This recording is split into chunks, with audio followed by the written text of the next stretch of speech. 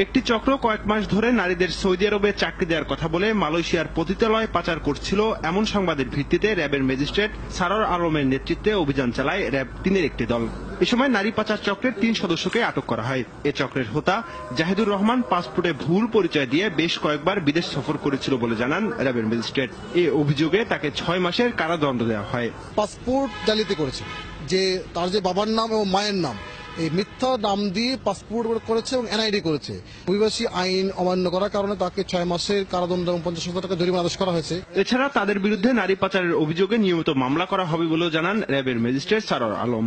Saudi আরবে নারী শ্রমিক পাঠানোর নামে আসলে এখানে দেখলাম যে মালয়েশিয়াতে টুরিস্ট ভিসা দিয়ে পাঠানো হচ্ছে এবং এখানে আমরা জানতে পারলাম যে বেশ কিছু মহিলাকে কমপ্লেন করেছে শ্রমিকরা, তাদেরকে সেখানে বিভিন্ন ধরনের হোটেলে বা আনওয়ান্টেড কিছু জব তাদেরকে দেওয়া হয়েছে। যদি তদন্ত দেখা যায় সে আসলে বড় ধরনের কোনো নারী পাচারকারী চক্রের সদস্য, মানব পাচারকারী চক্রের সদস্য হয়, যদি প্রমাণ পাওয়া যায় অবশ্যই তার বিরুদ্ধে সংশ্লিষ্ট আইনে নিয়মিত মামলা দায়ের করা হবে। উদ্ধারকৃত নারীরা জানান তাদের মিথ্যা প্রলোভন দেখিয়ে ঢাকায় এনে আটকে রাখা হয়েছিল। আমাদের বলছে যে আপনাদের ট্রেনিং দেওয়া লাগবে, ঢাকা যাইতে হবে, মেডিকেল দিবার জন্য আনছে। আমার 13 দিন 14 দিন হয়েছে। টাকা নেই না, যাই টাকা দেবা তাই কইছে, মাসে মাসে কাটে নেবে।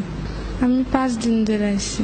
জিজ্ঞাসাবাদের পর তাদের পরিবারের কাছে হস্তান্তর করা হবে বলে জানিয়েছে র্যাব।